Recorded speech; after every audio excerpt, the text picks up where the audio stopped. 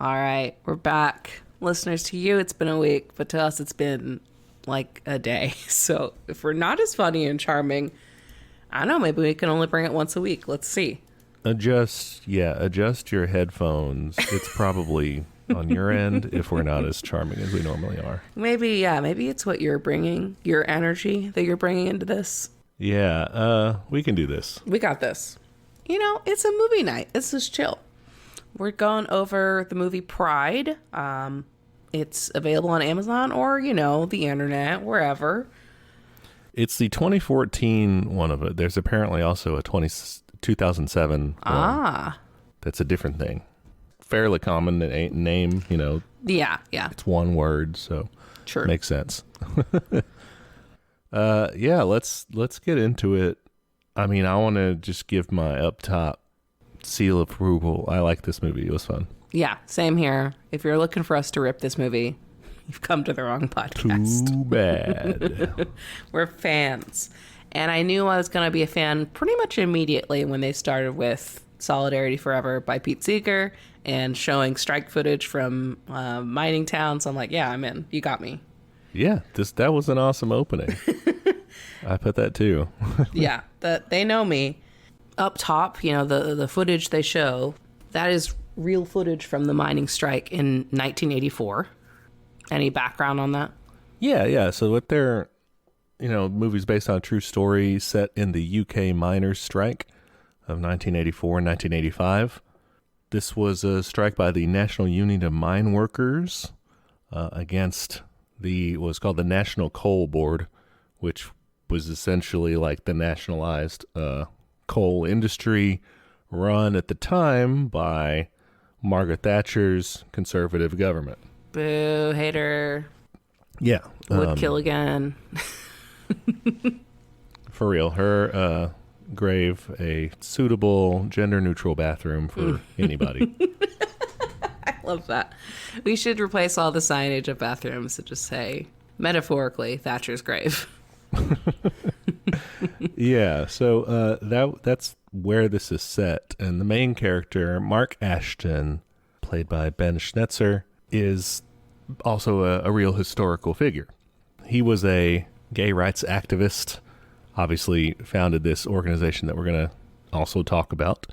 One interesting thing that I saw in criticism of the film is that he was a member of the Communist Party of Great Britain.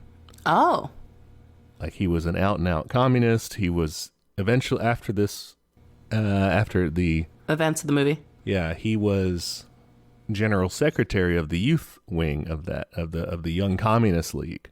So he was a major communist, but it's really not touched on. Yeah, someone calls him communist as a bad thing, at one point, and he doesn't really address it. I was hoping he'd be like, yeah, I am. Someone heckled, with that. But you'll see it in banners and stuff throughout the movies. There'll be socialism. I don't know if they actually put Communist Party on there, but I saw actual pictures of the strike with people with communist banners, like the Communist Party, blah, blah, blah. So that happened in real life, but I don't know if they actually say straight up communism besides that one thing. Interesting. Yeah. It's always used derogatorily in the movie instead of by the way, this very cool guy that you love who is adorable, communist. Yeah. So sort of fellow communist activists and his, friends were kind of it's kind of weird. You probably should have said something about it. Yeah. That's such a big deal. That's such a big part of his life to edit out. Yeah. Okay. So we meet Mark collecting buckets. This is on the day of the Gay Pride March in London in 1984. And, he's going to all his neighbors and stuff. And we find out that these are collection buckets for supporting the miners. This is also where we meet our other main character. I have him in my notes as Bromley, which ends up being his nickname. So I'm just going to stick with that. Yeah, that's what I always called him, too. Okay, great. His character name, he was a fictional character, like a composite, I guess. But it's Joe Cooper. But yeah, everyone called him Bromley. I guess where he was from or his neighborhood or something. I think so, yes. Okay. Sorry, British listeners. You're of course, that's why they call him Bromley, mate. Everyone knows Bromley. Yeah.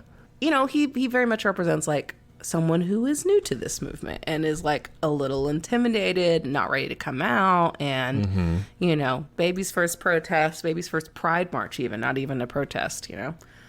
And he just happens to walk next to the mining group, and some things happen.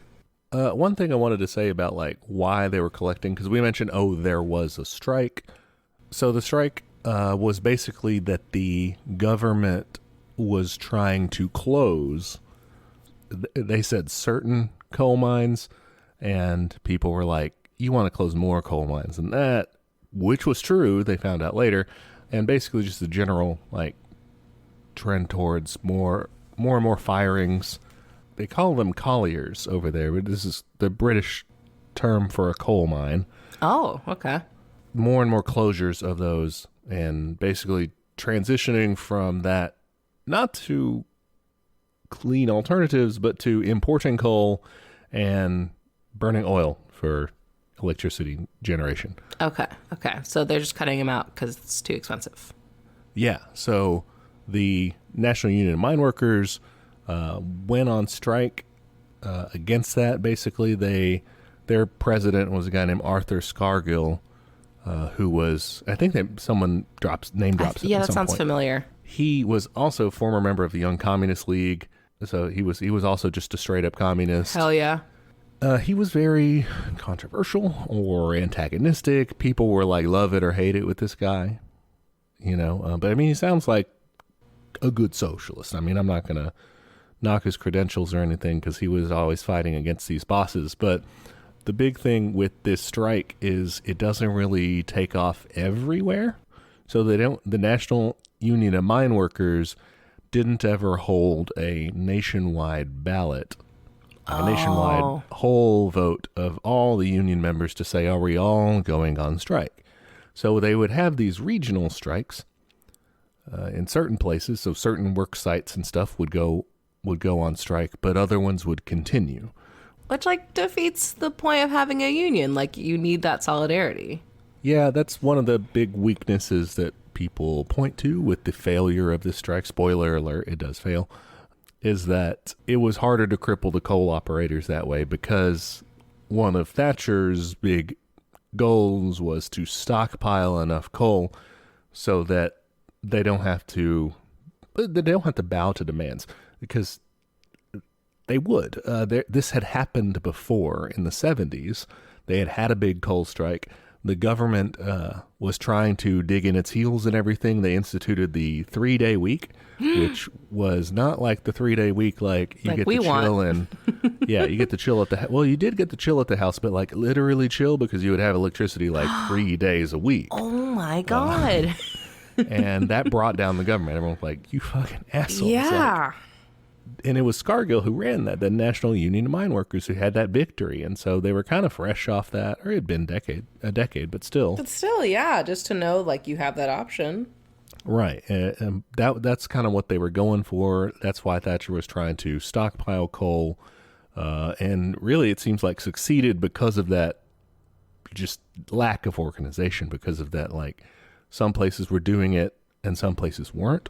Scargill kind of thought that he could use flying pickets, which is where you like would just bus striking miners from your one place that's striking to go and shut down another place that maybe wasn't striking. You would just picket that place anyway. I mean, if they're a good worker, they're not going to cross the picket line, even if they didn't think they were on strike, you know? Okay, so. Yeah, I was kind of confused about some of the geography here. We'll get into it, of like busing the miners, I guess. I was like, to where? But it's cool. Yeah. Okay, so that's the context of it. You guys are probably familiar with this enough already that, like, strikers need strike funds. Those are done through the union, but also take outside donations, basically to subsidize people, because they're not drawing their wage from the employer. You know, the union says, we're going to pay you this sort of rate of, like, strike rate. You're on the picket line, you're getting this percentage of your pay, basically. And there's a lot of mutual aid. There's a lot of the community basically trying to figure out how to feed itself and feed the workers, feed the families, because that income is cut out. Yeah. And we'll see that in the film. Yeah. So that's what they're doing. They're raising money for that. They're like, we can help. And I think someone raises a good point here while they're like campaigning at the parade, or he kind of makes the pitch of like, who's our common enemy? Yeah, I love his whole approach to this. Like, first off, like, you know, he's coming up the day of the parade, like, let's do this thing. And someone is like, we didn't plan this. He's like, so? Like, he's very just like, I had an idea, like, let's do it. And yeah, he makes the argument that, like, think about what they're up against. They're up against the cops, they're up against the press, and who's Thatcher. And he's like, yeah, we hate all those guys too. Like, let's do this. Yeah. Common enemy, Thatcher, the Tories, the bosses, the cops. It's intersectionality. You know? Like, that is such a great way to think about it. And I know we say it all the time, like, whose side you're on, but, like, I think that's a nice concrete way to put it. Like, hey, like, is this also, like, are these guys the bad guys? Yeah, okay, then you're my friend, right? Yeah, for sure. And I mean, you know, the real Mark Ashton had this class analysis to understand, you know, who the real bad guy behind the scenes of all those people are. Who are they all serving, you know? But it's also a good common pitch to regular people, you know, who aren't interested necessarily in picking up the red banner yet. But hey, let's go do this, you know, let's go fight these common foes. But I think it does work in the context of this movie. Like, you see a couple of people in the gay rights movement who are like, why would I help a minor? Like, they fucking hate me. They like right. This call me cultural slurs. Conservatism thing in the American context, maybe it would be, I guess, like coal miners or like, you know, from our perspective, like Trump-ish supporters or blue collar people or what have you. Yeah. So like, why would I help? And, you know, we have those conversations today. Like, what do we do about like the working class that is currently being tricked by the other side? You know, like. Yeah. And it's only also partial because. Yeah, like not all of them. In the movie. Yeah. Well, like we see in the movie, you know, they get there with miners and they realize that they also have like a real left contingent of them. They have, you know, working class roots that don't fit these stereotypes of, oh, they're all just reactionary, you know, meatheads or whatever. Okay, so yeah, they start collecting, and then afterwards they're like, all right, let's keep going. Mark is like, let's start an organization, LGSM, Lesbians and Gays for the Miners. I mean, I love this too. This is something that I thought was really well threaded throughout the movie, is like being unapologetically queer. There are a few moments where I worry, like, oh, are they going to tone it down? And they never tone it down, and I love that. Right, because for a while they're like calling people on the phone, like, "Hey, we're lesbians and gays, support the miners." Yeah, immediate hung up. Yeah, and like, you also have to understand this is on the backdrop of the AIDS crisis is there as well. So like, there's a lot of fear mongering happening. Like, you know, maybe for our younger listeners who, I mean, and me too. It's not like I was fucking around, but we were. Yeah, I was too young to understand. I knew it was like a plot line in network TV episodes and stuff, like, oh, it'd be the AIDS episode. Oh, yeah. Where someone got HIV or something. Mm-hmm. So, yeah, you know, there was a lot of fear in the atmosphere as it comes to, like, gay lib at this point. The Lesbians and Gays Support the Miners, also a historical group. So this whole thing is, you know, based on their actions. They start organizing. I thought this was interesting. They show it in the film, this bookshop called Gay's the Word, which is a great name. That's really good. I want one of those in my neighborhood. It's a real place. It was the first LGBT bookshop in the UK. Amazing. It was founded by a gay socialist group in 1979. Very cool. And yeah, it's got one of those it's called a blue plaque. It's like the British historical marker, but it talks about like how Lesbians, Gays Support the Miners was founded there, I think, and how they started organizing there. That's awesome. Real quick, I want to point out like some imagery that's used in the movie, maybe again for listeners who aren't aware. A common symbol in this movie is an upside down triangle. Mm-hmm. That is a historically interesting, I guess, symbol. So it was originally used in Nazi camps to designate homosexuals. And it was reclaimed by the community during, I guess, maybe the 60s to 80s. I'm not super sure on the timelines there, but, you know, definitely during this time period. Usually pink, and it's fucking cool. Yeah, they like you said, reclaim that. It's a cool symbol too, just stylistically. Yes, it always looks cool. When in doubt. Oh, real quick line here that comes into play later when he's first meeting Steph, who is the L in LGSM. She's super cool. Bromley's chatting with her, and she says that he is illegal, and I had to like stop and do a Google to learn about this.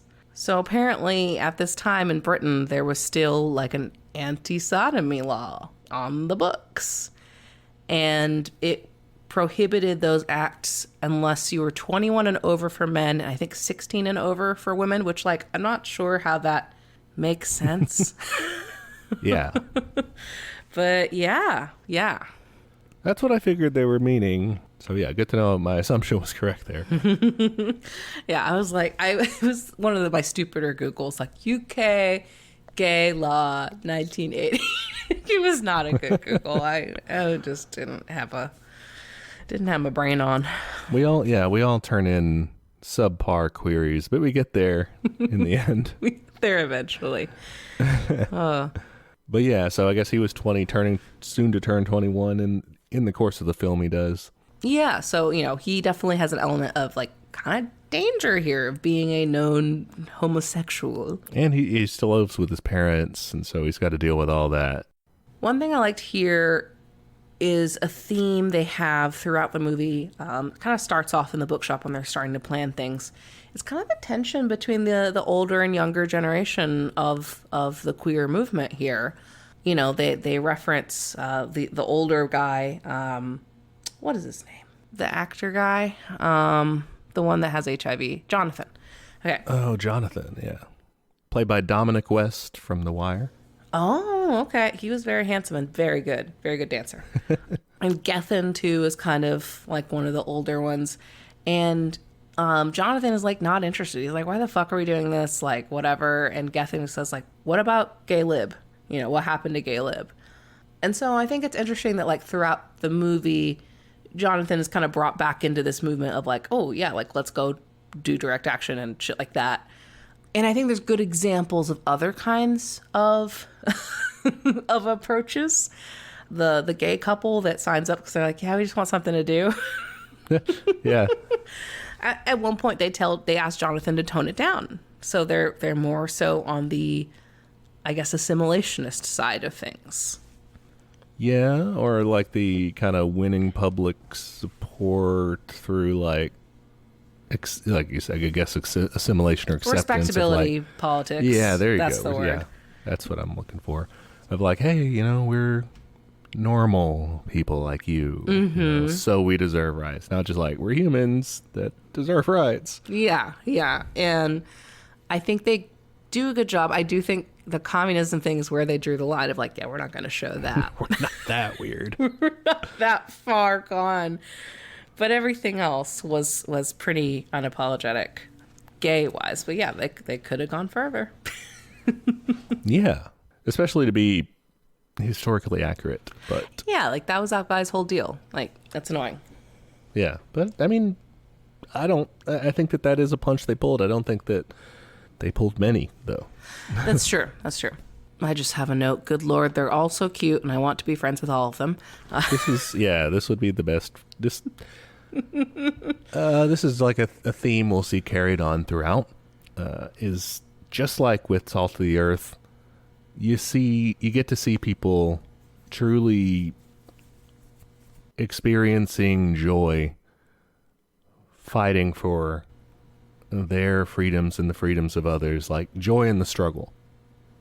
Yes, definitely. And like joy and community and in supporting each other. I mean, even though I think it's kind of like I don't know. I think the storyline was put in to make it more relatable to modern times, Bromley's whole coming out deal. And it's fine. There's nothing wrong with it. Like, coming out stories are still important, but like, I feel like it's just the most common narrative we get, Mm-hmm. Whereas I think it would have been ballsier just to go straight with like, hey, we're talking about, intersectionality here. Like, that is the main story. Like, I think that would have been more interesting to me. Okay. Because Bromley, to me, I mean, it's good, but like, one, he's made up. I'm sure this happened, but it's not necessary to the story. It is really just a way to be like, oh, look at this baby, you know, who wandered in here and like is, you know, just swept up in this world. And it's a way to sympathize of like, oh, this poor kid is getting kicked out of his house, which like sucks. Don't fucking get me wrong. I'm not trying to trivialize that or minimize it, but it's just that to me, it again centers the personal narrative of coming out instead of like the again, the solidarity, the intersectionality, the like the big labor story. Yeah. I mean, honestly, it was probably, to me, it felt like the B plot. It wasn't really what we were there for, which I'm not opposed to. My reading of it is more like, let's make sure we have classic movie storytelling element here to make it go down smoother for everybody. Yeah, maybe that's it. And this happened in another film. I can't remember which one, but yeah, maybe that is like we're not making Harlan County, USA here. We're trying to, it's not a documentary. So. Yeah, we got to have a guy to root for. We got to have a fucking exposition denouement, whatever. Yeah. Okay. I like that. And again, I'm not trying to be a fucking like, no more coming out stories. Like, don't message me with that. That's not the point here. You're taking it out of context. I'm just saying that like that is become kind of a common thing in the media, and I'm looking forward to new stories. Okay. Yeah. I don't consume a lot of them, so I liked it. But I can see it, like I said, I took it as the B plot of like, oh, this is cute, you know, it's great. Yeah. But I like this one better than I do most because, I mean, this, I think, had that historical background of like the AIDS crisis and like the sodomy laws and stuff like that. So like the stakes were really fucking high. So it was interesting for sure. Yeah, it was a setting we're not used to seeing that in. Maybe. Yeah. Or a novel setting. Yeah. Okay, back to the big labor story. Back to the A plot. So they decide to, you know, they're collecting all this money and they're like, what the fuck do we do with it? Like, no one is taking it. Yeah, that's when they were getting hung up on, wasn't it? Mm-hmm. And so they pick a town at random and they end up picking a Welsh town. Oh dear, I didn't write down the pronunciation. So my most common pages, of course, I'm always trolling the inflation calculator page. My second most, or depending on the week, the first most, is the IPA pages of various languages, like the phonetic alphabet, so I can figure out how to pronounce shit. They give me that symbol, they give me 2 Welsh words for it. English approximation, no English equivalent. Good luck. Start making weird sounds. Onluin? I'm going to say Onluin. Onluin. Let's try that. Sure. Okay, so it's a small town in Wales, and they decide to give him a call. And, you know, as fate would have it, an older woman answers and can't hear them well. So she says, yeah, we'll take your money. So then they send a representative. Well, the Welsh town does. So they send a guy named Dai, D-A-I. Is this guy real? He is totally real. David Dai Donovan, played by Paddy Considine. He was a guest speaker at one of the screenings for the film. So yeah, actual real guy. Okay, well, he's totally charming in this film. One of my favorites. For sure. He plays the literal straight man. So yeah, he comes and he meets them. He's like, yeah, I've never met gay people before. And they're like, yeah, that you know of, which, great point. Yeah. I like that. You know, they kind of take him out to get the message out about the minors. And he goes to a drag club and like makes a charming little speech of like, hey, like, we need your help and here's how it goes. This is when he first brings up the banner, the solidarity banner, which I like.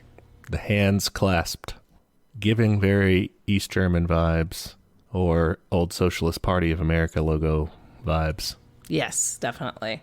All right, so then we get to go to our little Welsh town and see how they are reacting to this new contributor. And we get to meet Shion, who is this really adorable lady. I think she's really cute.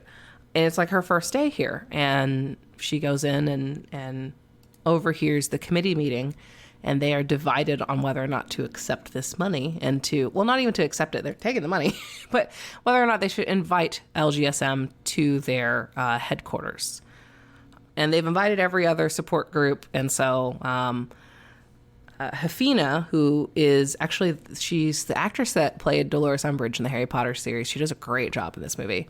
Yeah, total heel turn. Yeah, for real. I'm like, oh, I love you now. So Yeah. you did great.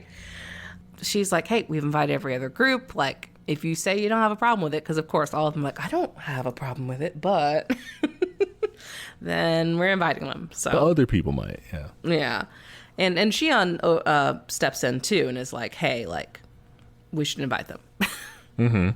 And, you know, she's not on the committee. She's just like packing boxes in there. Oh, yeah, she was just helping. She's a wife of one of the men in the union. Yes. Though, right? Yeah. Yes. So, yeah, the gays decide to go visit. There's just some really great lines just of comedy in this whole thing. They say, your gays have arrived. Yes, I love that. I'm going to start saying that every time I enter a room. Your gays have arrived. And the old lady, she's like, I have a question about lesbians I've been wondering forever. Yes. It's so good. Oh. So this is where they show up and kind of have to make friends. Yeah, the first, like, encounter basically doesn't go super well. I mean, I think it goes okay with, like, that smaller, like, the committee and Xion and, you know, Dai and all those guys. The older guy, too. Oh, the old He's guy. great. Bill Nye. Also was in Harry Potter. He was the new prime minister in that, like, the bad See, one. I always remember him as the guy in the Underworld movies. He was like the chief vampire guy. That's, oh my God, I forgot. He does so good and he's so fabulous. Yeah, that's who I That's a better picture reference. him as. But in this, he's so staid. He's, you know, he's like, well, I thought the L stood for London. Yeah, that was good. Yeah, he's just this very, like, rigid old man. But yeah, so that, you know, that goes pretty well. But then, you know, when Mark has to make a speech, it does not go super well. Like, it's just very, like, flat, no response kind of thing. Everybody's giving the cold shoulder. I do like his pitch at when he starts to lose the crowd. He's like, well, statistically speaking, a fifth of you are happy to see us. I love that so much. Like, stop lying, okay? Yeah. Some of you guys out there, you're just keeping it under wraps. Mm-hmm. Which is true. Like he told Dai, that you know of. That you know of. And we learned that is true. So yeah, some people walk out and it's shitty. They all stay at Dai's house because no one else wanted to take them in. And yeah, they're all like head to toe, just on the floor. sleepover. Yeah. Which looks fun but uncomfortable. But yeah, some of them are scared. They're like, dude, like, shit might break bad here. I just want to jump to a little scene that, you know, they're giving them a tour of the town, and Mark is chatting with Dai, and they have a great discussion about solidarity. And, you know, they talk about, you know, Mark is like, I just realized, like, you know, like, I'm from Northern Ireland. I know what it's like when people don't talk to each other, and this is, you know, what we need to do. And it's just a good little chat. So, yeah. Yeah, no, that's the theme throughout, though, is that constant, that solidarity, that intersectionality of like, we've all got to be in this together. And not in the stupid class collaborationist way, but in the which side are you on way. Yeah. Like, I think this movie is a really good case study for that. I'm very into it. And I love that it's, you know, historic and real. And in the 80s, when, like, support was way lower. Okay, so the next bit is they're at this castle tour, and someone mentions that two people have been arrested. They got arrested, I guess, at one of the strike actions, or do they even say? They don't even really say. Jonathan is like, oh, that's illegal. And, you know, the Welsh people are like, what are you talking about? He's like, oh, no, I've been, like, arrested before. Just gives them the lowdown of, like, yeah, they can't hold you without evidence. They can't hold you without, like, you know, reasonable cause. Like, he knows his rights, basically. Yeah. And tells Xian what to say, and so she goes down there and, like, yells at them to release the men, and it's fantastic. Yeah, she huffs up there and gets them released. I mean, this is one of my genres on TikTok that I like to watch are videos Know of your people rights. People recording like them basically annoying cops. Just be like, no, I don't have to show you my ID. No, they're just like assholes to them. It's very love funny. it. It's unnecessary. Like, you don't. It's You could probably dangerous. have an yeah. You can. It's dangerous. You can have an easier day even if you look the right way to get away with it. You can have an easier day not doing it, but it's still funny. Like It's very funny. it's like, maybe you should feel, mean for like making someone's life harder, but they're a cop. But they suck. It's fine. They deserve it. They could just stop being a cop. Right. That's the thing. We'll welcome back into the fold if they stop that. Yeah. Maybe I should get like my rights laminated and put in my car for reference. Yeah. I probably should. What to do if you get, how to be annoying when you get pulled over. I just have it like on my windshield visor, so I can just pull it down like, okay, here we go. Or just like, just hand it to them. I'm going to do this to you. Do you want to deal with this or you want to just let me the fuck go? Okay, so, they just did this awesome thing, got 2 people out of jail, and I think this is really a big turning point where the committee is like, oh, these guys are awesome. Like, they're helping us. This is proof is in the fucking pudding. And they stand up for them at back at the lodge, I guess is what they call it, right? Their welfare is what they call it. Yeah. Their meeting hall, basically. And, someone says something homophobic and Di's like, hey, what are you talking about? Like, no, just cut that shit out. Yeah, they're the guys that got you out. And they're like, oh. And one of them is like, no, I'm still an asshole. And one of them stays. Yeah. It's funny that he does the classic straight man thing of like, well, I didn't want to hang out with them because I didn't want them to think I was interested. And she's like, oh, yeah, because you're such a fucking prize. Like, you're irresistible. That's like, I don't know, man. That's like a stupid thing that a lot of young men have growing up thinking that, just middle school sort of stupid things. And you're like, you just think that or whatever. If you're poorly, I don't know, if you don't understand things as we didn't in reactionary East Texas or whatever, but I mean, I was listening to this. It was kind of an older, not old, but it was like 2012 or so interview with Cameron Esposito, and she like had this whole theory. She's like, I think men are just scared of butt sex because it's like it's just such a vulnerable thing. Like, she has a whole theory about it. It was really interesting, but she's just like it is such a visceral reaction that is like they're so scared that someone will think that they're gay, and yeah. Like, they go out of their way to be like, no, it's not me. Right, yeah. Now it's more like, oh, that's be very flattering. If a gay guy was like, hey, you're hot. Like, thank you. Thank you. You made my day. Absolutely. Kyle's gotten a few numbers before from gay men, and I'm very proud. Nice. That's how you know you got a good one. All right? It's like, oh, you're a sweetie. You're put together and you're a sweetie. Is this where they basically like have the get together party and they're like, bonding? Yes. And I love this. Fucking Jonathan gets out there and tears it up on the dance floor, and like, it's super fun and cute, but I'm like, also very good strat getting in good with all like the wives, because they're gonna like go turn around and tell their husbands like, hey, stop being an asshole, because they're not threatened by butt sex. And then the guys who were previous, like, the guys who were like, oh, I can't dance or whatever, they're like, hey, can you teach me to dance? Exactly. And like that pans out. Like, we see it later in the movie. Like, that guy learned how to dance and, got some ladies out of it. Yeah. So great strategy. I love it. I mean, we just need to, incorporate that into our recruitment strategies. Sexy dance moves. Have parties, dance, yes. recruit. I mean, Wear that's how we grow our coats. numbers. Look hot. I like this party. It sounds good. I like both the party in the organization and party in the festivities yeah. sense. Yeah. We put the party in Communist Party. Yes, please. Don't leave it out. Oh, yeah. The old lady's question about lesbians, by the way, was asking if they're vegetarians. Are they all? Yeah.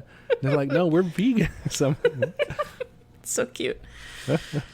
Like that was her hang up about lesbians. Like, well, I can't trust them. They're vegetarians. Yes, that's so silly. One thing I love is the story about Gethin and how he is Welsh. I don't know, this hit me very hard as someone who like kind of knows the second language and doesn't get to hear it that often. He gets a phone call from the town, and they notice his accent, and they tell him, like, I assume Happy Christmas in Welsh. looks like it, I'm guessing. And it's Christmas, so I'm like, well, probably. And he's just so touched by it because he hasn't been back in years because, like, his mom kicked him out. And I don't know, I was very touched by that. Like, imagine hearing a language you hadn't heard in so long and said in, like, a loving voice by, like, a motherly figure. Like, that would be intense. Yeah. This is Gethin, played by Andrew Scott. He's Sherlock. He's the antagonist guy. Moriarty? Yeah, Moriarty in the BBC one. Okay. Well, he looks very bedraggled. Anyway, sorry. Yeah, I liked that whole prodigal son angle that he has to go through. Yeah, I thought it was interesting. It's also, like, I guess, more of a personal one character example of what they were mentioning before of, like, why should we help these minors? Like, these guys have been assholes to us as not specifically minors, but like the region, more rural people or whatever. Yeah, and he's like, I know, I lived that. That's why I'm here instead of where I grew up. Yeah. I think it's an interesting plot line. Like, he ends up reconciling with his mom. One thing that rubbed me the wrong way, just because, like, I'm just a prickly little pear, is at some point he talks to Hafina and he's like, yeah, I haven't talked to my mom in like 16 years. And she's like, he said, she refuses to talk to me. And she says, like, what have you said? And, like, kind of puts it back on him. I don't know. To me, I'm like, if you were, maybe it's just a symptom of, like, the times, like, that required that much more explanation and work, I guess. But, like, I am not a super forgiving person on that front, I guess. I'm just like, okay, like, you can't take back some things. Like, I'm like, that's traumatic, Like, yeah. That, to me, I'd want the other person to come back and be like, yeah, I fucked up. Right, but what is his mom going to go to therapy or something? Like, it's the 80s. I know. They don't, I know, yeah. And I know that is not always the case today, too. Like, you have to meet people where they're at. But I think... But it's okay if you don't. And it's okay if you don't, maybe, I guess. Maybe she put that on him too much instead of just saying, maybe, if you do want to talk to her, you have to make the first move, but you don't have to.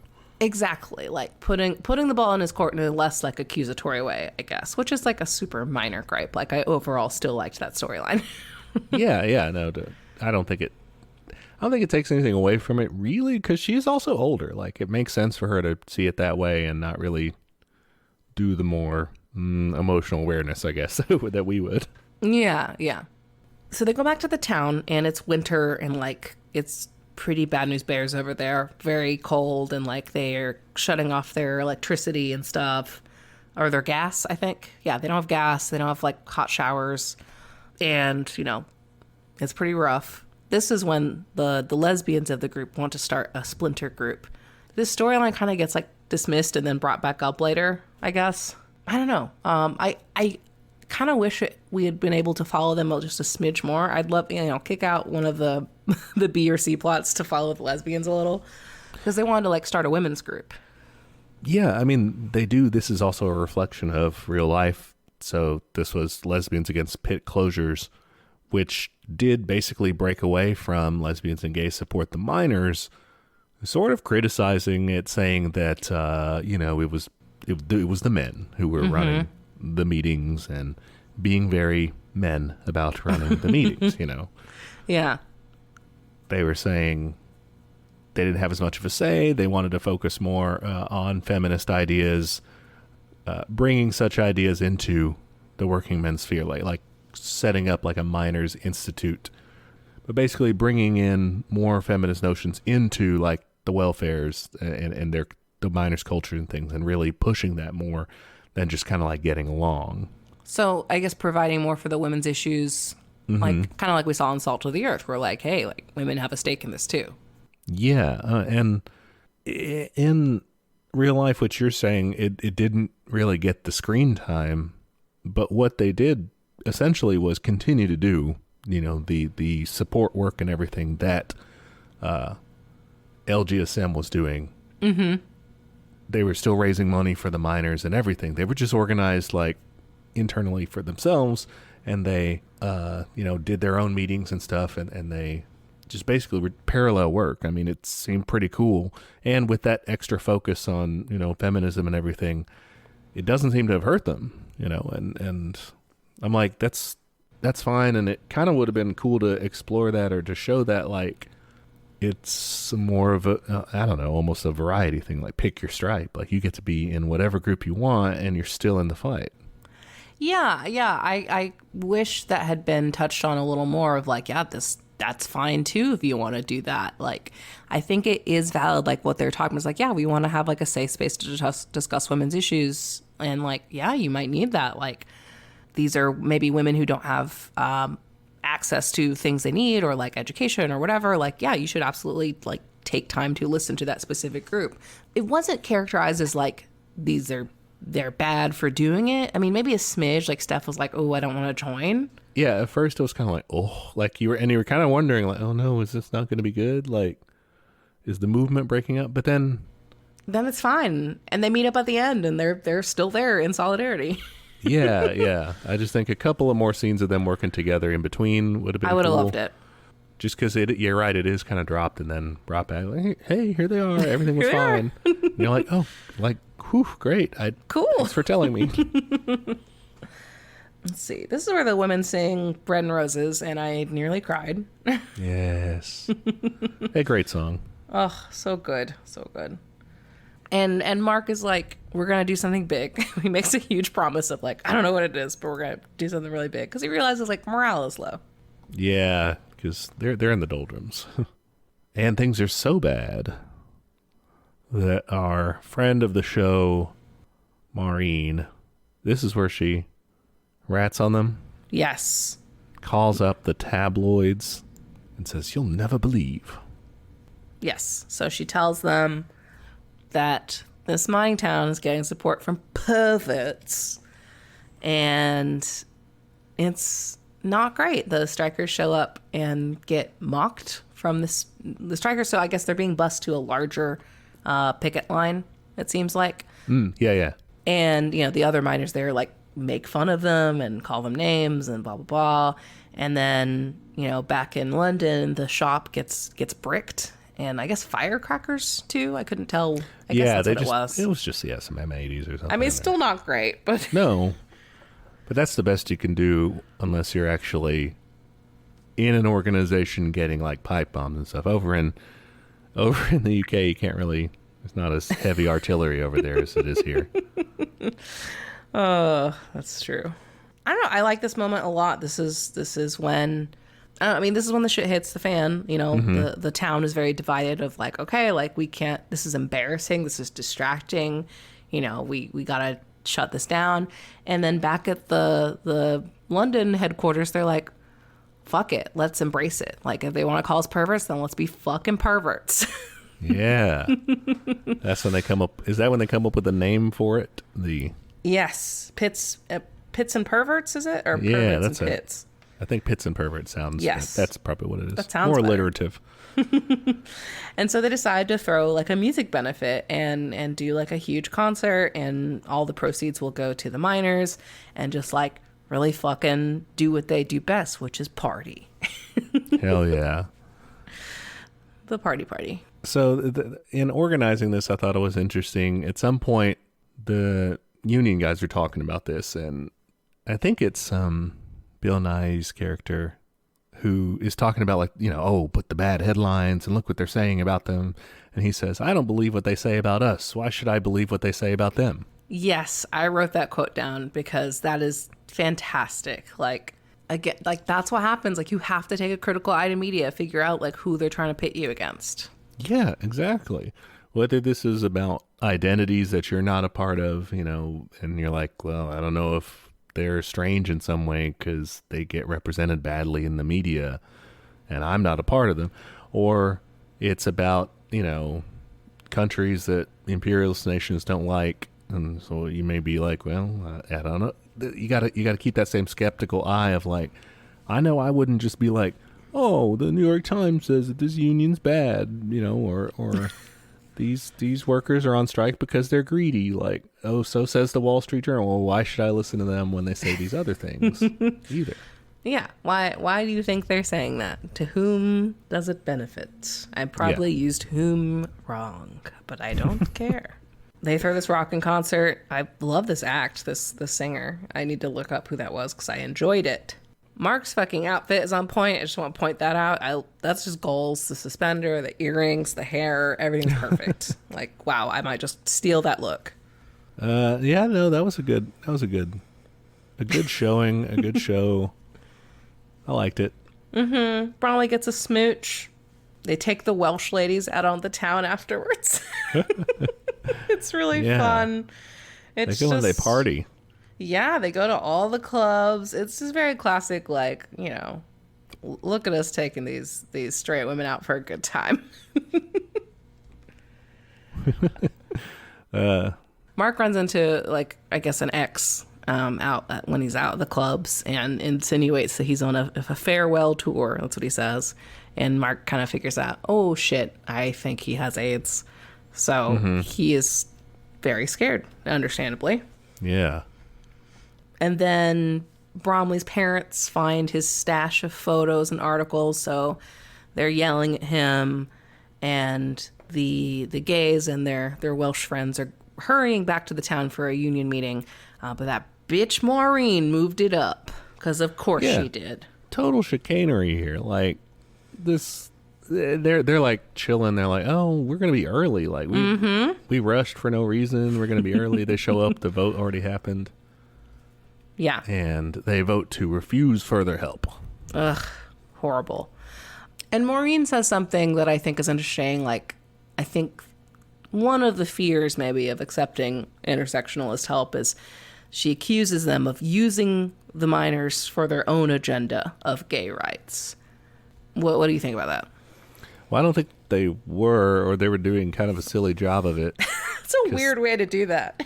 Everything was focused on, like, raising money for the strikers. They didn't put any pressure on legislatures. They didn't take any direct action to, like, oppose different, you know, discriminatory laws. They didn't, like, go into the welfare and say, well, you have to start a gay group here, or you have to do X, Y, Z. Like, they didn't take over in any way. Right. So I just don't think they did that. I don't think they did that, but I think that's a concern, I guess, or, you know, it could be a concern for some people of, like, oh, and especially, like, some of the other, like, maybe more obvious concerns, like, oh, it's a distraction, or, oh, it's in this case, they called it an embarrassment, which is crazy.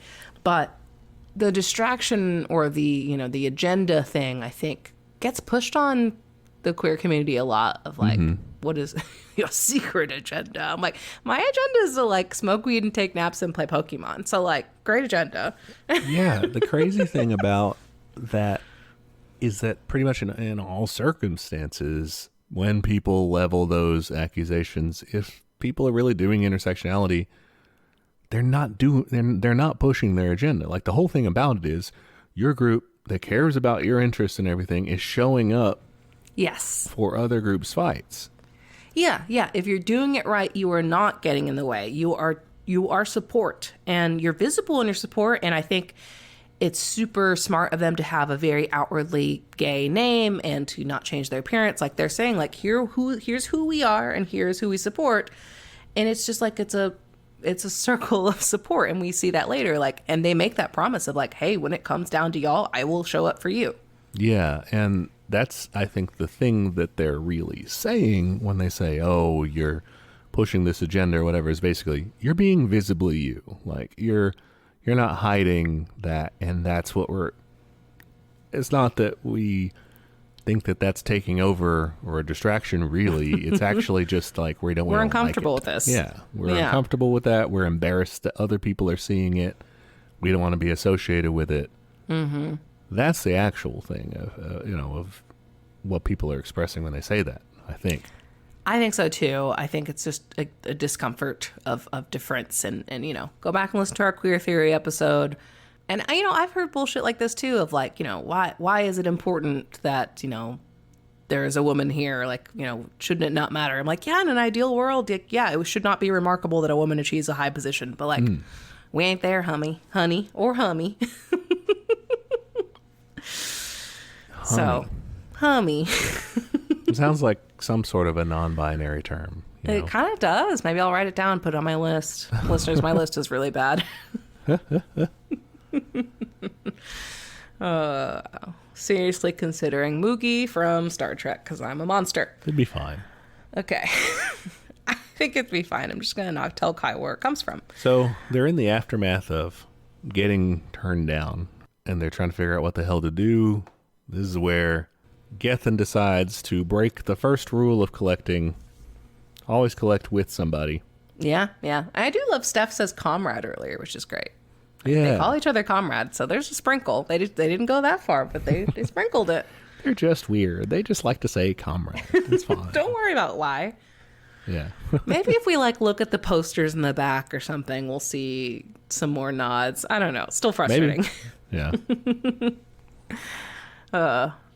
So yeah. Gethin goes out alone and gets beat up. This is also where we find out that what's his name? Older guy. I'm really good at movie retellings. Jonathan Blake. No. Older Welsh guy. Oh, Cliff Berry. Cliff. We find out that he mentions earlier that he has a brother that died in the mines, or he had a brother. And we find out that is Maureen's dead husband. Yeah. Dun, dun, dun.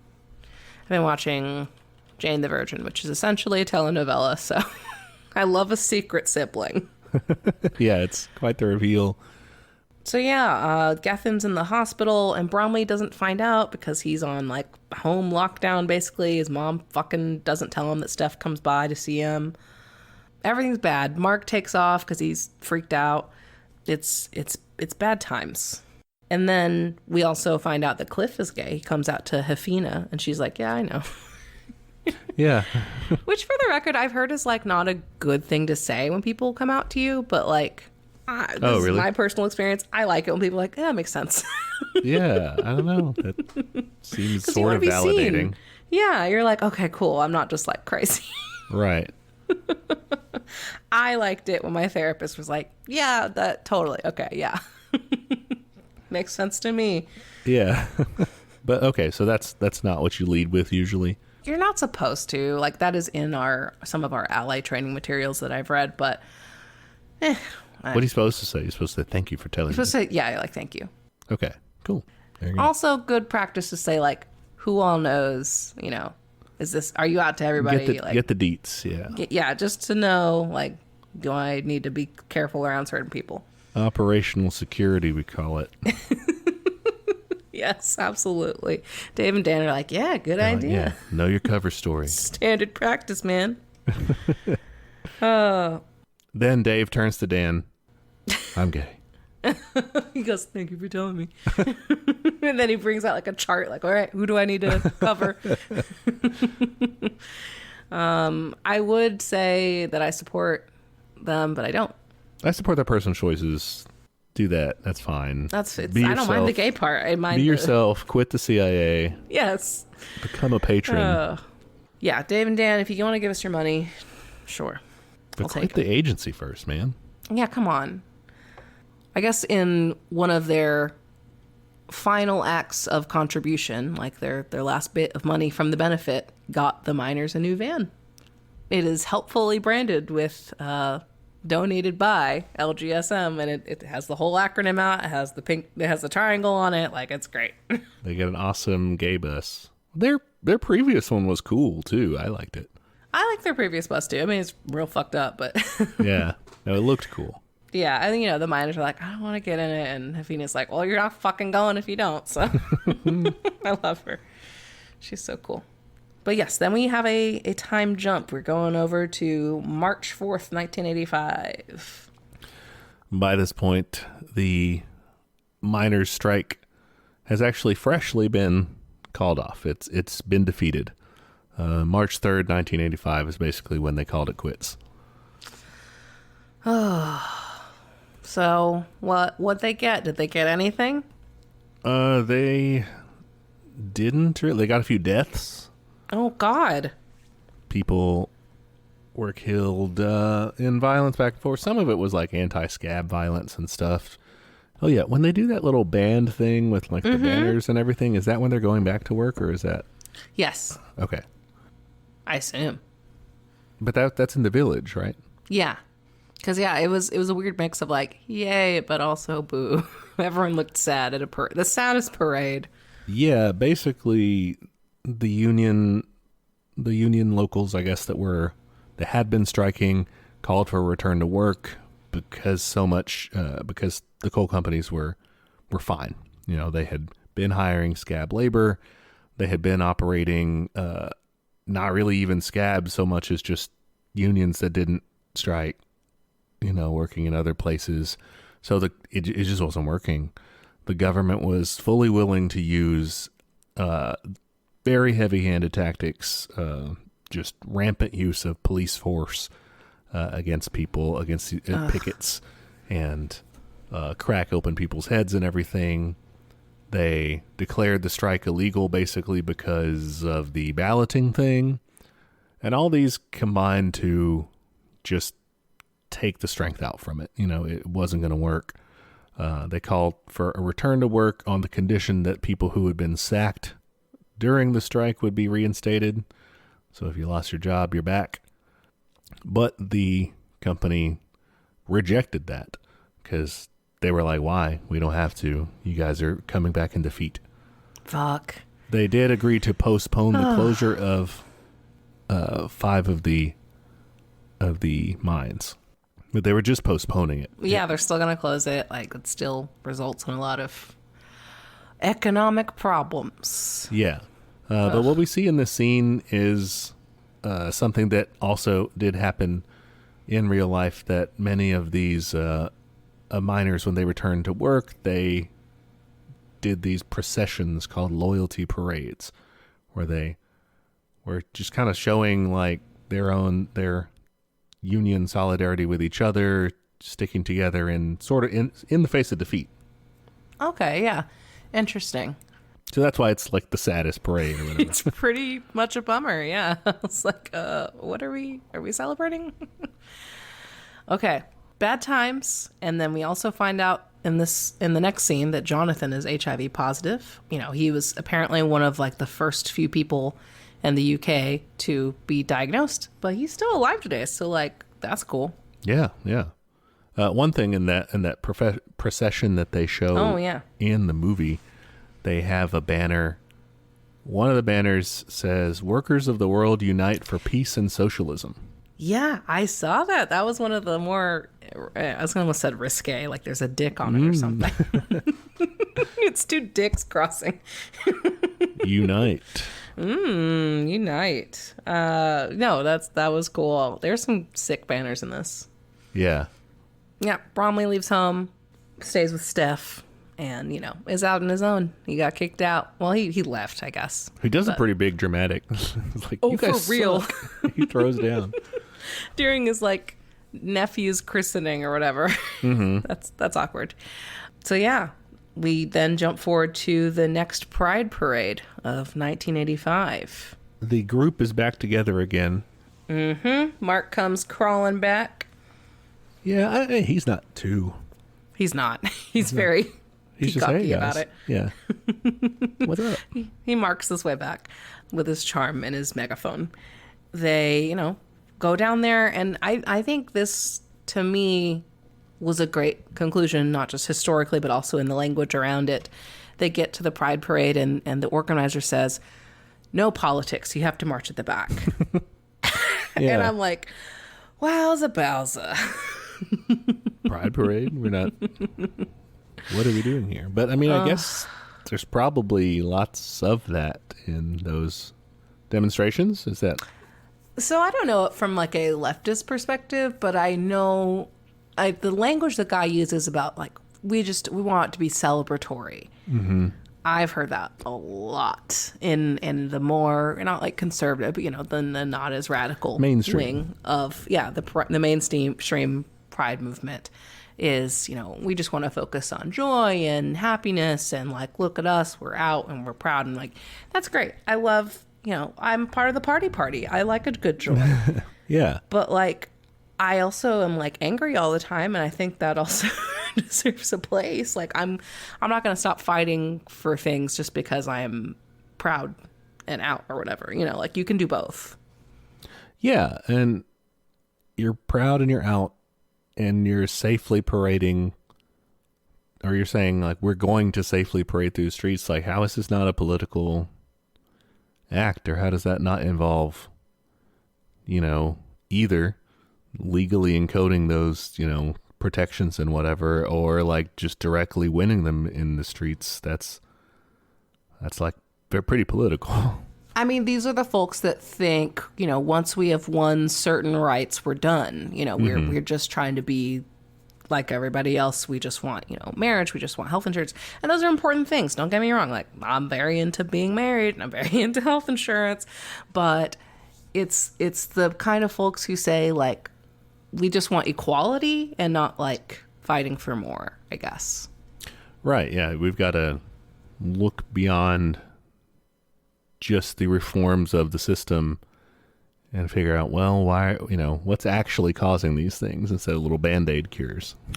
Yeah, and I think it's interesting, and I'm curious about the historical accuracy of, like, the organizer for this particular parade saying that, because it's like, it's still 1985, and, like, AIDS is, like, still full-blown, everywhere. Yeah. Like, I find that a little unrealistic. Like, surely, like, at what point do you call it political? Is asking for gay marriage at that point political? I would say it is. Talking about AIDS political? Definitely. Like, did those groups get sent to the back? Or is it just because this is like he calls them a fringe group, What about, like, black people? Did they put them in the back? Like, that would be crazy. Yeah. It may have just been played up. I don't know. I don't know if it was done for the story. If it was, I mean, I think it's a great, end to the movie conflict and resolution. It may be a little unrealistic for the time, but I think it's a good conversation to have about our pride movements and about, we talked about it in the show before, like, yeah, pride parades are now just like fucking Bank of America puts on a rainbow logo and we call it a day. Yay. We did it. And I don't know. It's frustrating because it does feel like in a lot of ways we are moving backwards towards just please fucking accept and don't kill us. Yeah. But for me, I'm personally more at a place of just like, I don't know. I'm in the fine. If we're perverts, then we're perverts stage. Like, I'm more angry than contrite. Yeah. That makes sense. Anyway, sorry, that was a lot of gay feelings. It happens a lot with me. So they are getting pushed to the back, but then guess who shows up? The miners. The miners, and not just their little Welsh town, but all of the mining groups. Like, they're buses and buses and buses. They all have their own banners.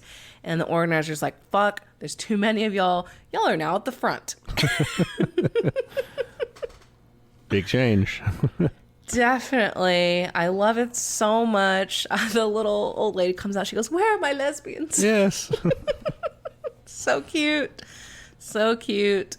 Yeah, it's just great. This is where the movie ends and they tell us some historical facts. So, yeah. Yeah, they talk about how the Labor Party incorporated rights for gay and lesbians in their party program like the next year, basically. Fuck yes. And the way that they didn't wake up one day and say, we should do that. It was partially because of this mass block vote by the National Union of Mine Workers. Hell yeah. Again, show up for each other's fights, I mean, and not like in a pure self-serving way, like, oh, if I do this, maybe they'll do this. And like, yeah, maybe that is part of the equation, but like, again, you're fighting the same bad guy. Right. And honestly, it's fine if that is part of the equation. I'm not going to fault you for it. I mean, yeah, whatever. Even in your, strategizing like that, you're doing a good thing. You're still showing up and taking part in the class struggle. End result is the same. Yeah.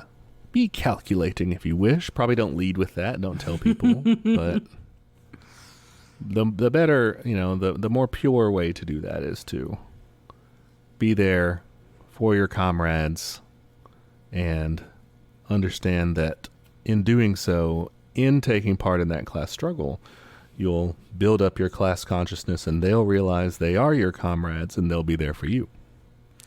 Yeah. And I just because I think queer issues are just so, again, shouldn't be, but controversial at the moment, particularly trans issues. You know, if you think, I'm not trying to be Mr. Scary Pants here, but if you think you are safe because you have your rights enshrined for now, the key word is there, for now, they're not going to stop at trans people. And it's something we always talk about when we were saying about political freedoms and the extent to which you have any sort of democratic input in the government is how easily can they ratchet that stuff back? You know, in terms of the political process, same thing with civil rights protections is how easily can they ratchet that back if it now isn't in the interest of the state to protect, you know, to protect different groups. And like abortion, look where we are there. Like there is a definite backward slide happening right now. And we can't just depend on respectability politics to get out of it. We can't just depend on like, oh, well, I'm one of the, you know, the good case or whatever. You know, I'm not too out there. I'm not that flamboyant. I'm not rubbing it in or whatever. Like, they're going to fucking come for you too. They don't care. Yeah. Like, if you don't fit in with their worldview, like, they're coming. So, solidarity. And this is a good movie to learn about it. Yeah. I love this movie. It's funny. Abby watched it with me and she was like, I actually liked this movie. Yeah, she texted me and was like, I don't usually like Grady's movies, but I like this one. So, I really enjoyed it. Great music, lots of stuff by the Smiths, very fun, very good fashion. I love just their gay friend group, super cool. I want to be all of them at the same time. A lot of gender goals in this film. Yeah, very cool. What's your star rating? Out of 5? Out of 5 or out of 10 or whatever you want to do. I out think of we 17. normally do 5. We do, but I just didn't want to be restrictive. Thanks. I'll go with a 4.5. Yeah, I had to think about it. I considered going all the way down to a 4 because the communist leaving that out thing kind of pisses me off. And the Bromley notes were fine, but I don't know if I needed it. But it's not like it made it. Sorry, I'm watching a cocktail competition show, so it didn't pull away from the experience. Ooh. I don't know if it enhanced it. Ah, okay. Oh my gosh, guys. So Drink Masters on Netflix. There's this judge. He's so fucking uppity. That's coming from me. Every drink, he's like, I don't know if this drink has structure. I'm like, is there a bridge in there? Like, what kind of structure are you talking about? What? Yeah, that's weird. Yeah. So that is my now go-to, like, snooty comment about a beverage. I don't know about the structure. I guess I can see that if it's just literally just everything shaken together. It means like composition, right? Like maybe how many ice cubes, maybe layering, or maybe rim. Was it about mouthfeel? Maybe then, like, I don't know. It was weird. It was a weird comment, and he says it like almost every episode. It could be like a celebrity guest saying it needs more salt. It could be, yeah. Like That's he just just his needs something crutch to pick on. Yeah. Anyway, it's a pretty fun show. But yeah, my rating is 4.5. Love it, love it, love it. I don't like that they censored the communism. We accept the gays, but communism too far. They tried. I'm still giving it a 4.5. That's the only thing I was going to dock is just the and mainly, you know, it's not really not my personal thing of it, but just historically. Mark Ashton seemed like this basically was. I mean, this was his deal as far as being like a true, real, out and out communist, more so than either of us are talking about. Right? It. You know, this guy was in the movement. He was general freaking secretary. Yeah, like that was his whole deal. That's a pretty big thing to leave out. Yeah. Like I would be super interested if they, you know, showed them coordinating with the Communist Party or something like that'd be cool. Yeah. But alas, that's the Bromley thing didn't bother me as much. It's fine. It's fine. You know, yeah, I was into it. End of story. I wanna get back to playing Pokemon now. So what are we doing next week? Next week, we're going to be talking about the Knights of Labor. Okay, cool. I hope they're really cool because, I mean, do they exist anymore? Spoiler alert, I guess. No, they're no longer around. So does that mean we can make merch of like some cool, because I love medieval art. Mm-hmm. Can I make some weird medieval art inspired by them and like sell it on shirts? Probably, yeah. They don't have an unblemished record, but Well, we'll discuss it. yeah, we'll discuss it, and we'll see if you feel the same way once we're done. Ooh, okay. I just really love. There's a Twitter account. Hold on, let me find it. I've probably sent you so many images from this Twitter account. You're like, oh, I know. Oh, this one, medieval cats or whatever. It's something or like drawing that. animals that you've never seen. Oh, it's just a great genre. Let me see. Let me just go to my likes tab on Twitter because it's gonna be like, you mean this? No, this is a Pokemon thing. That's a video of a seal. Is the Bacile seal the one from the lake in Russia? Okay. They always look like they're about to cry. Oh. Look up Bacile seal. They look really sad. This is our dicking around the internet section. Enjoy. Oh, Baikal. Okay. I don't know how to spell it. Yeah, Google fixed it for me. Oh, these guys. Yeah, they're good. Okay, anyway, the original thing I was looking up on Twitter is it's called Weird Medieval, @WeirdMedieval, and they share really weird medieval pictures. It's good. It's fucking weird and good. Yeah, I'm pretty sure I've seen a lot of this. I'm sure I've sent you several. Anyway, I'm big into medieval aesthetics. I got to see probably one of my favorite Paris experiences was getting to go to the Cluny Museum, which has the unicorn tapestry. And it's beautiful, beautiful, beautiful. I just love weird medieval faces. It's like cartoons. All right. Well, we'll talk Anyway. about Knights of Labor next week. They're not medieval. They're just knights. I just went on a they were medieval tangent. not. Yeah, they were I not. can't be medieval. controlled. From the 1800s. Okay, it might as well be. All right. So yeah, tune in to learn more. Cool. All right. Bye. Goodbye. Hey there, comrades. Just jumping in to remind you of all of our social media. We are on Twitter @teachcommunism, Instagram @teachmecommunism. You can shoot us an email. That's teachmecommunism@gmail.com.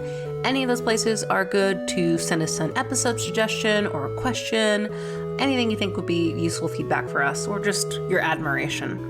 If you want to admire us in a public manner, and you should, you can go to Apple Podcasts to give us a review. It is the best way to help people find the show. Love when people rate and review us. Please do both. We are also on YouTube, if that's how you prefer to listen to podcasts, or if you know someone that's the only way they'll listen to podcasts, send them to our page. And we have a Patreon. For $5 a month, you get access to our notes for each week's episode, including the backlog of notes, which is a very handy resource for up-and-coming commies. And at the end of the year, all of the funds from Patreon will be given to local mutual aid in the DFW area. So, ain't going to line our pockets. Finally, we have merch. Check us out at TeePublic. You can find shirts and I believe also stickers and magnets and all kinds of fun stuff with catchphrases from the show or episode art, stuff like that. The link to that store is in the show notes, so check that out. Okay, that's all the internet. Join us next time for another episode of Teach Me Communism, where the class struggle is always in session. Bye, y'all.